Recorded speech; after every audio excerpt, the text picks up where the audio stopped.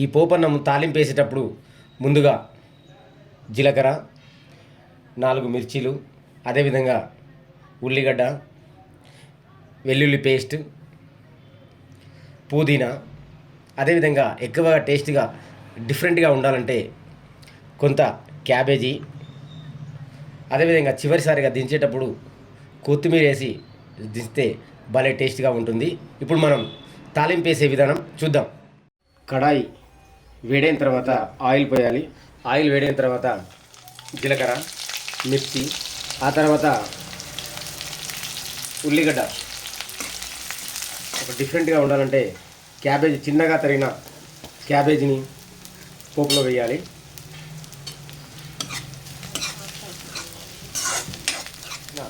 Cabbage, మిర్చి, ఉల్లిగడ్డ దోరగా అంటే ఎర్రగా వేసేంత వరకు మనం కలియబెట్టాలి.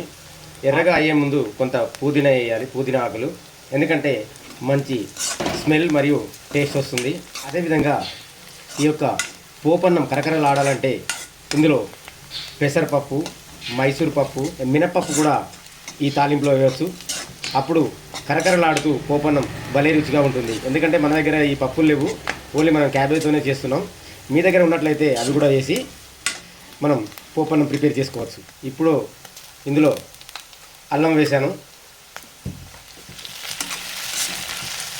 సరిపోయేంత పసుపు వేయాలి.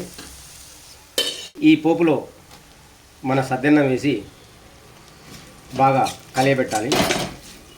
ఎందుకంటే పోపులో వేసిన అన్నం పూర్తిగా కలియబెట్టాలి. సరిపడే విధంగా ఉప్పును చేర్చాలి, కలబెట్టాలి. ప్రిపేర్ అయింది. దించే 1 నిమిషం ముందు పైన చిన్నగా తరిగిన కొత్తిమీర వేసి దించాలి. టేస్ట్ చూద్దాం మరి.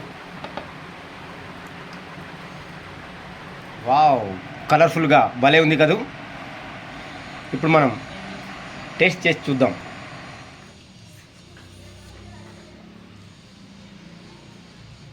వావ్, అద్భుతం.